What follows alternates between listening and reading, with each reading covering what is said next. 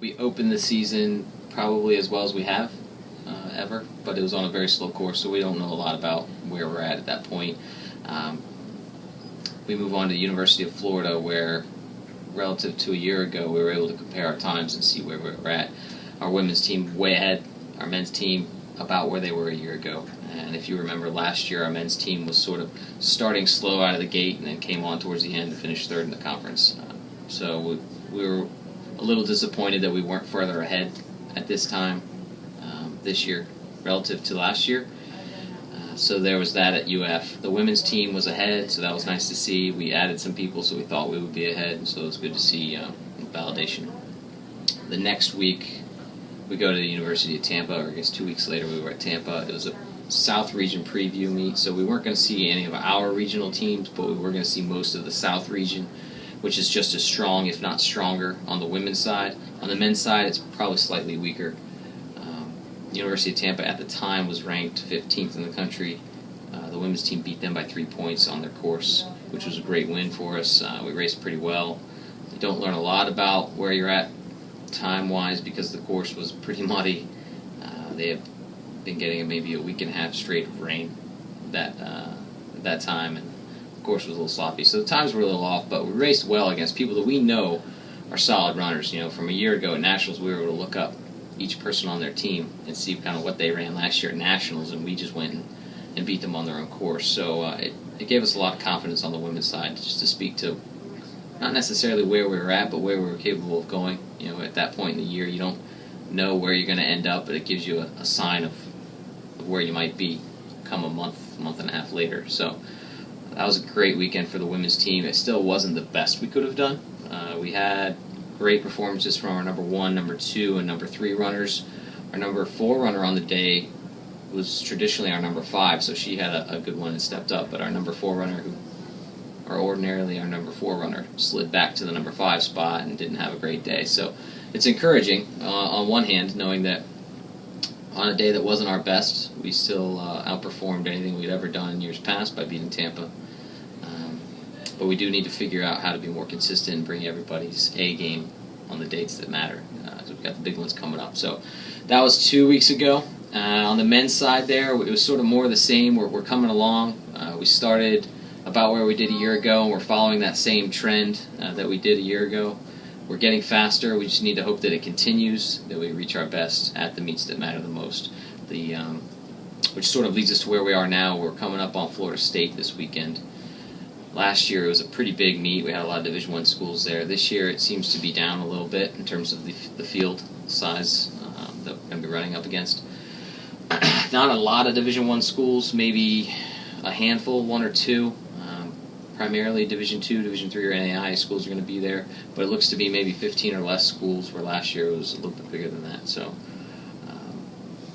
it'll still give us a good opportunity to kind of see where we're at against some of our more well-known opponents. We're still going to see Florida Southern. We're still going to see a lot of the schools that we saw down at Tampa, which is good. It's a tough course. It gives us a really good indicator of where we are fitness-wise going into the championship season, so I like going there. So on the women's side, really it's going to be the last tune-up just to make sure that we're good to go going into the championship season. I like where we're at. We've been looking very good in practice. Our number 2 runner, Caitlin Rodriguez, is going to be held out this coming weekend, so we're going to run without her, which gives us an opportunity to kind of see where we're at as far as our number 5 spot is. We've got 4 girls who are really competing for that number 5 spot.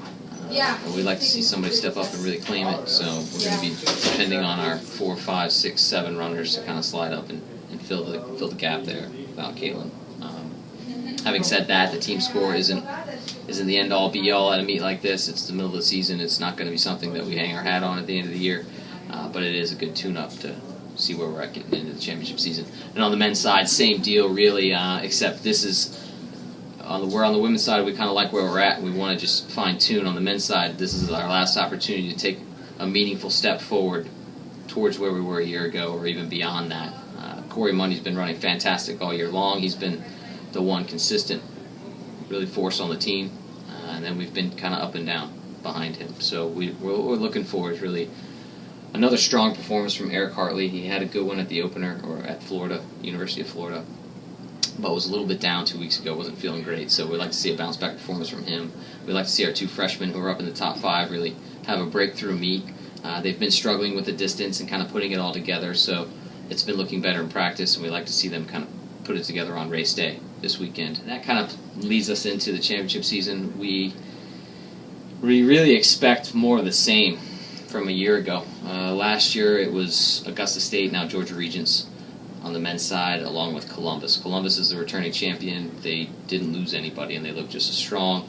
Georgia Regents is right there. They actually raced 2 weeks ago at Charlotte, and it was a 2-point separation, I believe, between those two. It was pretty close. So that's anyone's ballgame. That brings us to the rest of the field. Essentially, it's every other school racing for that 3 spot, and UNC Pembroke looks to be leading the field right now. They were right on our heels last year. We edged them out for 3rd.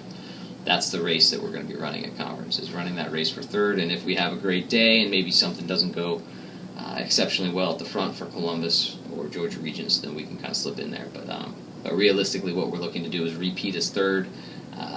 It's a young team. Hopefully we then come back reloaded and faster the following year, and we're able to kind of chip away at that 1 and 2 spot, which is always our goal. Win the conference meet, make it to nationals. I don't think we're there this year with the men's team, but we're getting a lot closer from the year before and 2 years ago even. So it's good to see that we're getting a little bit closer, but certainly the impatient side of me wants to be there now or yesterday. We'll get there though, and this weekend we should see kind of where we're at moving into the conference meet. We'll have a better picture. There's no taking anything for granted when we get there, and that's the nature of the sport. We know it. We have to show up. If we don't show up on Saturday, everything that we did during the season in practice and everything that we did at a race leading up to the championship season was for nothing. So we got to show up, bring our best game, and see where we fall. But we like where we're at right now on the women's side, and we like our ability to go in there and compete with anybody. Columbus certainly is the one we're going to be looking for, but we're not underestimating anybody. We think it's then anybody's ball game after that. So certainly we would like to be 2nd or better, but we're gunning for 1st, and we want to go out there and race them, give them a run for their money. So that's sort of where we're at going into Florida State this weekend. This is our last tune-up going into the championship season. In the championship season, we've already got our focus on on who it is we're trying to race and where we want to be, and I think we have a good grasp on that. The guys are clear on where they need to be and where they need to get to, and the ladies are relaxed and poised and are dealing with the expectations a little bit better this year, where last year we were ranked for the first time in the region, and we maybe didn't handle that as well as we could have. So that's sort of a recap of where we've been, and look forward to where we're heading. I actually haven't run at Georgia Southwestern, though I've had the chance to speak with a couple of the coaches who have raced there this season. It's at an athletic complex that runs around the perimeter of some softball fields and into a woods loop. It's a loop course. The women will be doing 2 loops, so it's just a perimeter loop that the women will do twice and the men will do 3 times. So there's not a lot of nuance to it. It's pretty straightforward. We're going to go there on Friday, the day before, and we'll run it, so we'll get a chance to really see it. And and this isn't just unique to us, whenever a team goes to a meet early and they preview the course, they're spending that time on the course really running themselves through the race in their mind, and they're able to see the course for what it's going to be on race day. This is where I'm going to be coming through the 2 mile, this is where I'm going to be coming through the 3 mile, and you start to develop the race plan in your head. I'm not a real strong believer in if you race a course 4 times, you're going to be better on it the 5th time. I think if you can race, you're going to race well anywhere, so long as you understand what's coming to you and when. And that day before is really going to give us that opportunity.